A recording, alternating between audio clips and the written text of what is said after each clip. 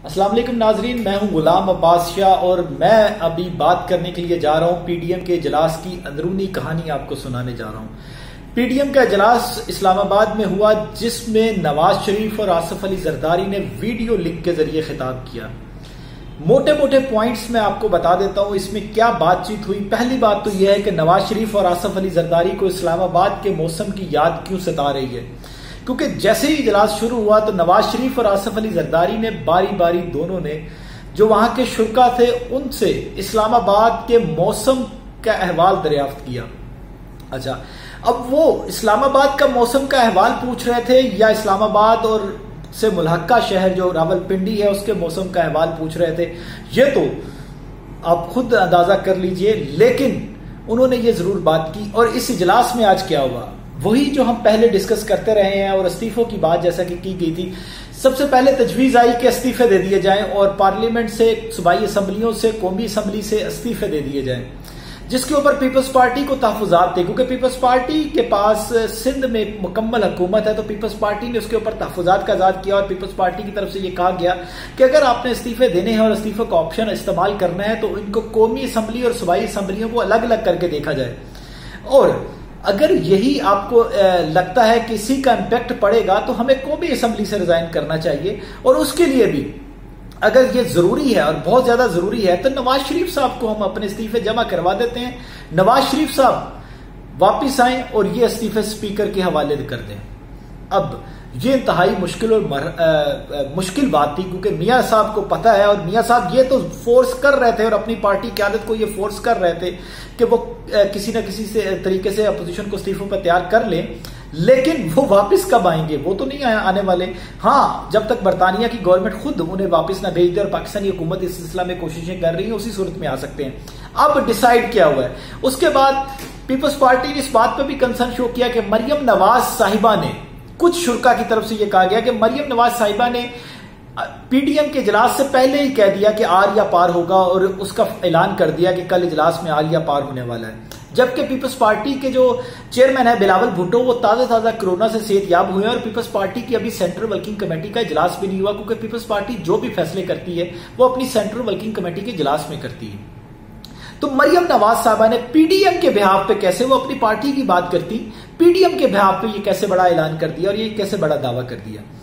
Anyway, उसके बाद ये सारे मामला के बाद ये चीज तय पाई कि ये इस्तीफे मौलाना फजलुर रहमान को पेश किए जाएं और वो इसको यूटिलाइज करें। लेकिन अब सबसे बड़ा मरहला यह था कि ये कब दिए जाएं, क्योंकि कोई भी, जितने उनको सबको पता था पॉलिटिकल पार्टीज को, तो उसके बाद पीपल्स पार्टी ने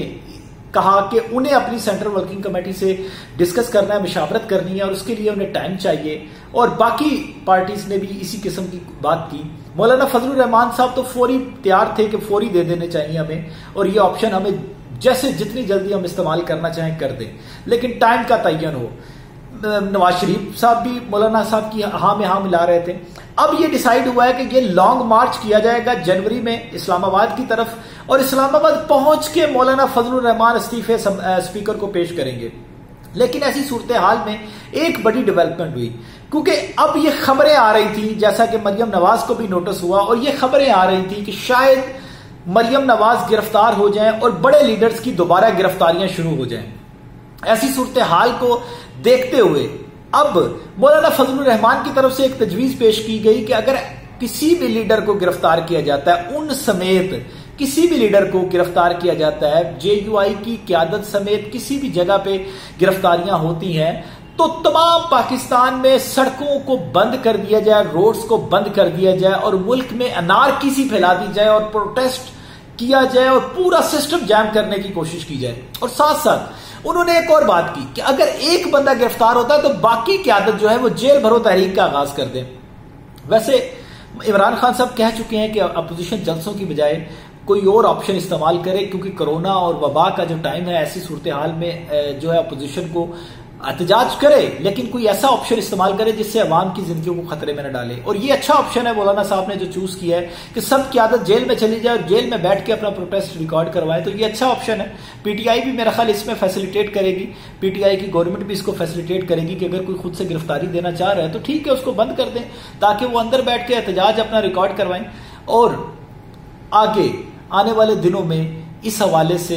क्या होगा, क्योंकि अपोजिशन को यह पता है कि लाहौर का जलसा टर्निंग पॉइंट है और लाहौर का जलसा अगर उसमें उस तरीके से लोग नहीं आते तो फिर फ्रस्ट्रेशन में यही होगा कि जेल भरो तहरीक होगी, क्योंकि लॉन्ग मार्च से पहले पहले अपोजिशन भी यही चाहती है कि उनको किसी तरीके से फेस सेविंग मिल जाए पीडीएम को, और वो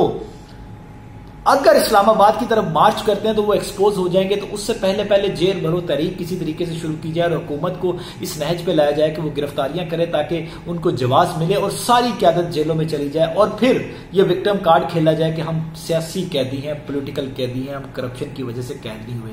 लेकिन ये बयानिया, ये नैरेटिव अवाम में अब बिकता हुआ दिखाई नहीं दे रहा। आने वाली वीडियो में मजीद इस हवाले से डिटेल से आगाह करूंगा। अभी इजाजत दीजिए, अल्लाह हाफिज।